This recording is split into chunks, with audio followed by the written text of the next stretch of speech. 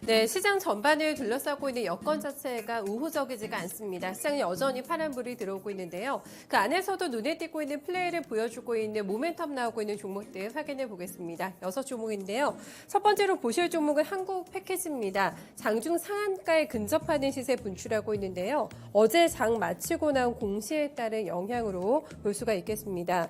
한국거래소는 코스닥 시장 상장 예비 심사 결과 한국 패키지 우회 상장을 승인했다라고 밝혔는데요. 한국 패키지와 합병 대상은 원창 포장 공업이라는 회사고 골판지 업체로 보실 수가 있겠습니다. 지난 연결 기준 매출은 1,280억 원, 영업이익은 58억 원 정도 나온 기업이라고 하는데요. 우회 상장 승인권에 대한 모멘텀이 발휘가 되면서 오늘 장에 강한 흐름 연출됩니다.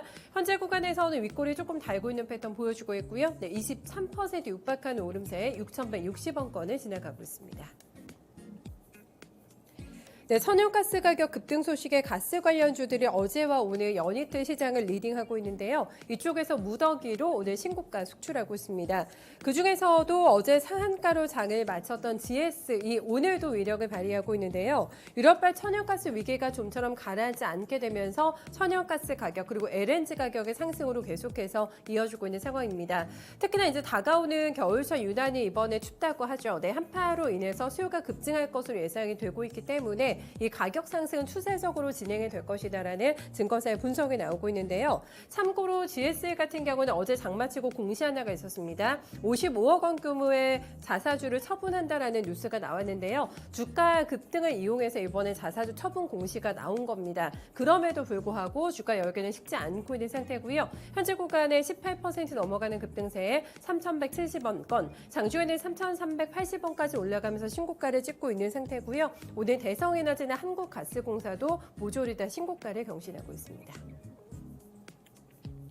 네, 최근에 강한 변동성을 수반하고 있는 종목인데요. 넷게임즈가 하루 만에 강한 반등을 다시 한번 시도하고 있습니다. 어제 시간 외에서도 보시면 이 종목 강한 모습 연출됐다는 거 체킹하셨을 것 같은데요. 바로 정교장의 플레이로 연결이 되고 있습니다. 히트2입니다. 신작이라고 하는데 이게 글로벌 퍼블리싱 계약을 체결하게 되면서 여기에 대한 기대감이 높아지고 있는데요.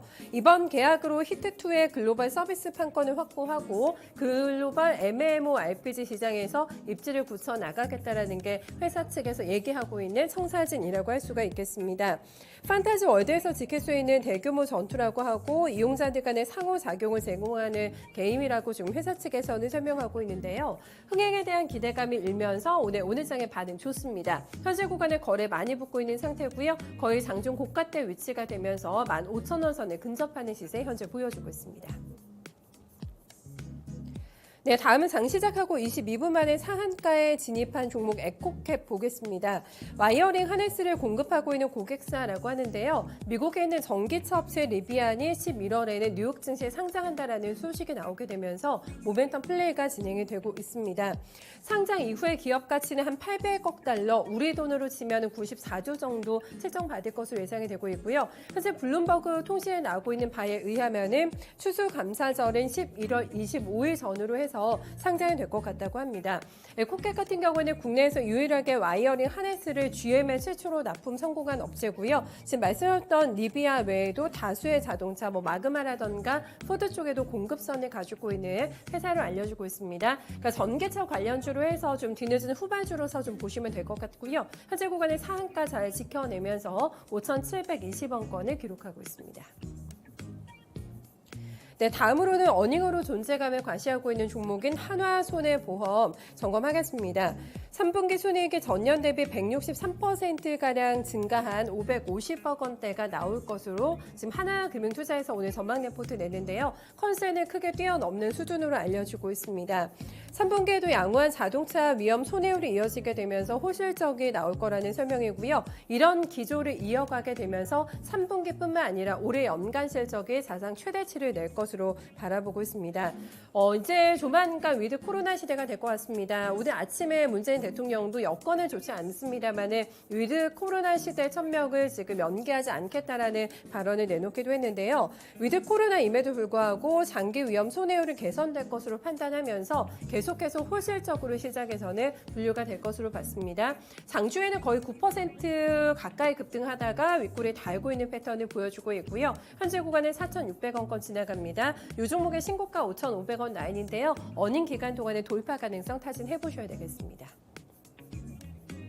네, 다음 무상증자 소식이 나오면서 지금 장중에 상한가로 직행이 되고 있는 해성TPC를 볼 텐데요. 보통주 한 주당 신주 한 주를 배정하는 무증결정 어제 장마치고 나왔습니다.